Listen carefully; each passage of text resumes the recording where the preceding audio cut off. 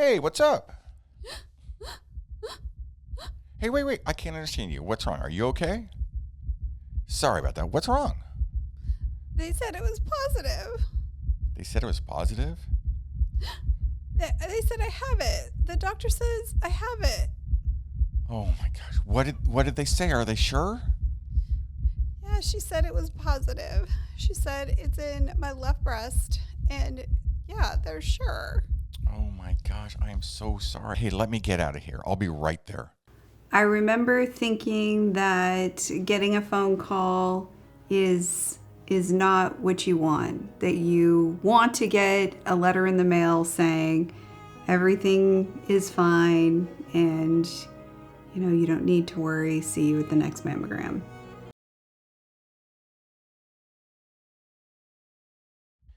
Hey, what's up?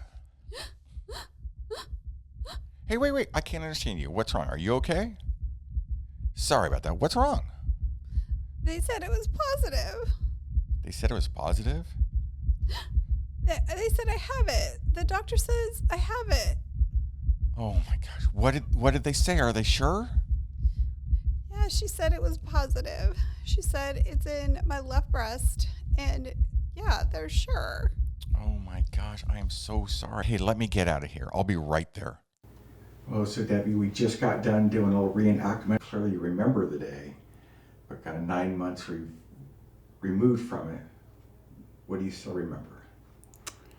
I remember thinking that getting a phone call is not what you want. That you want to get a letter in the mail saying everything is fine and you don't need to worry. See you at the next mammogram. Speaking of that, what prompted you to get the mammogram in the first place? I actually didn't really think about it. I my mom works for me, and so I was like, hey, can you help me schedule this? And I just kind of put it off, and so she scheduled it, and I just went in. And so I went in, and when they did the mammogram, the first one, they saw something. They saw some clusters of, I think, calcification. So I went right into the, is it radiologist, I think? And she showed me the cluster and she said, most likely this is nothing. You could wait or you can, do a biopsy. So I scheduled the biopsy. That was the first step, was getting the first biopsy done. We were planning on going to Yellowstone and mountain biking a lot and just spending as much outside time, as we could. I am a mental health therapist. I don't know. I mean, I think what it did is I understand clients who have health anxiety and worries about their health. I mean, I understand it a lot more than I did before. My primary care called me on Wednesday the next week and said that she would never have told me like that. So that was good to hear.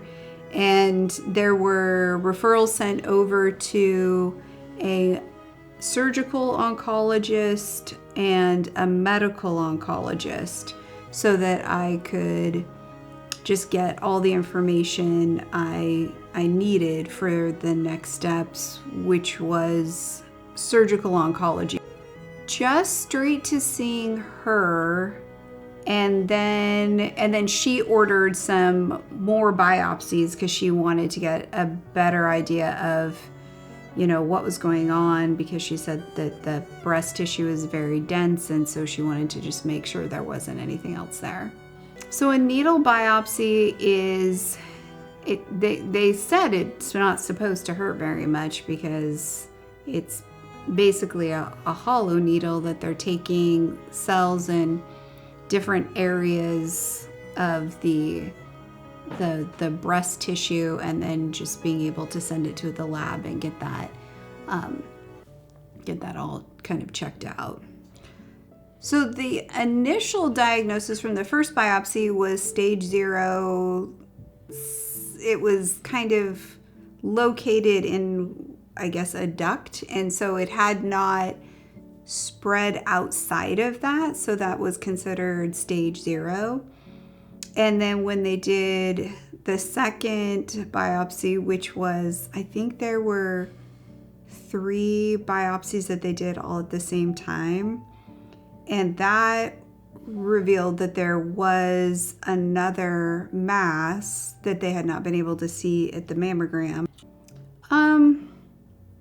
At first, I think she was kind of okay with doing a lumpectomy because there was one spot, but also recognized that women wanted to feel good about their bodies afterwards and wanted to make sure that it didn't look distorted or anything like that. And then once they found the second mass, I think there was more just giving me the options, but also saying, hey, this is going to look very different. And how do you want to kind of perceive yourself with that? After the second mass was found, I decided to do a double mastectomy.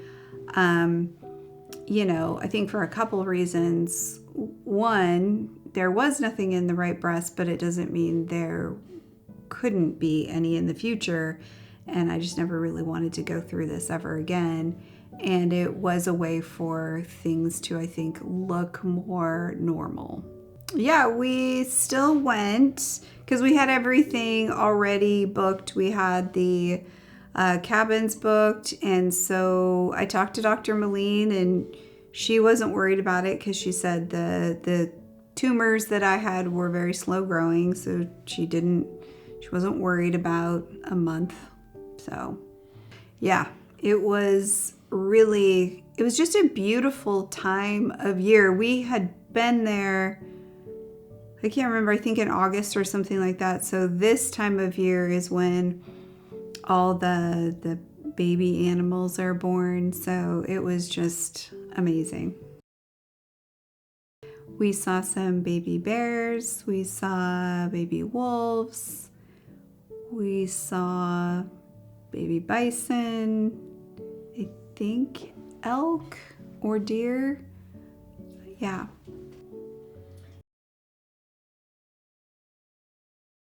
Yeah, I mean, we're so busy kind of going and doing activities and stuff that, yeah, I was able to think about it less, but I'm not sure it ever really left my mind. Oh, it was horrible. It was horrible. I wished it would just all go away. Yeah, my blood pressure, like in April, was low, which it always is. And then in May, and especially for my first doctor appointment with Dr. Moline, my blood pressure was in hypertension.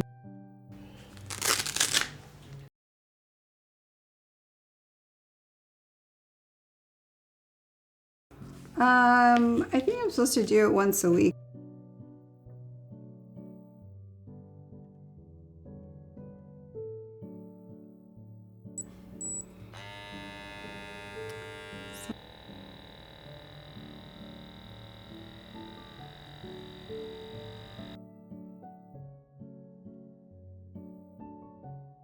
It's kind of an obnoxious sound.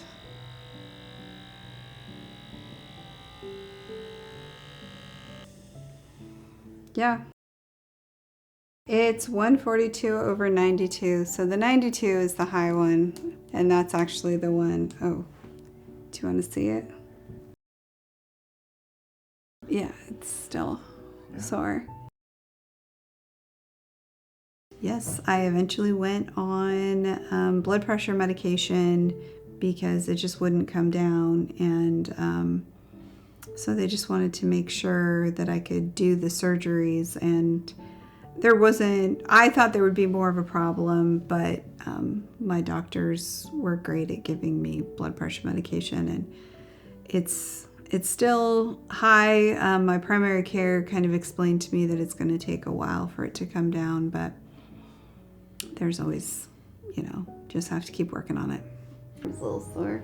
This is Huckleberry, and Huckleberry went with me to both of my surgeries, and it was given to me by my husband and my 2 stepdaughters. My youngest really loves Montana, and she got him when she was in Montana, and so we thought it was appropriate to call him Huckleberry. Yes, it was very sweet of them. I think that was pretty much it, and just not having to deal with it ever again.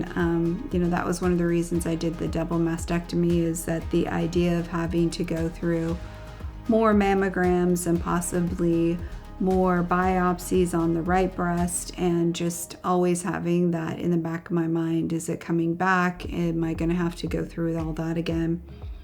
I just didn't want to deal with that.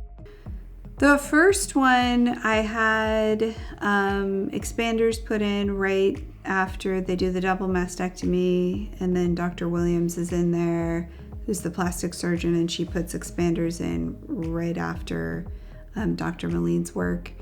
And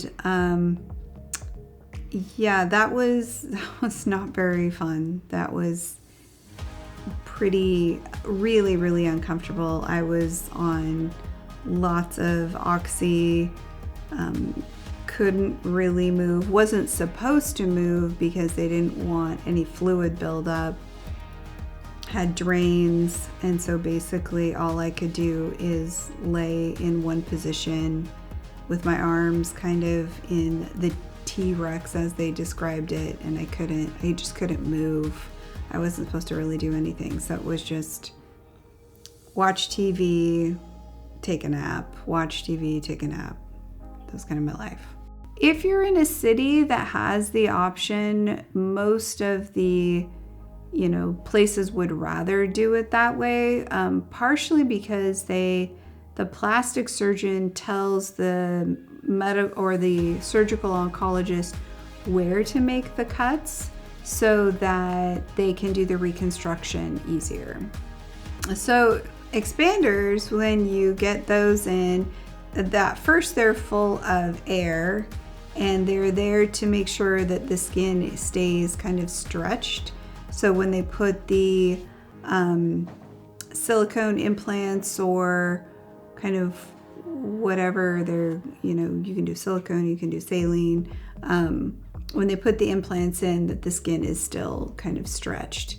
So they put those in, and those are actually sewn in, so they're not very comfortable.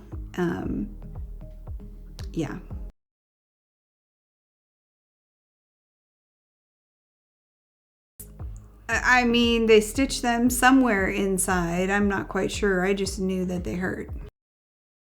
Oh, yeah. Hard to sleep? Oh, yeah. Very hard to sleep. I am. It's been 14 weeks since my second surgery.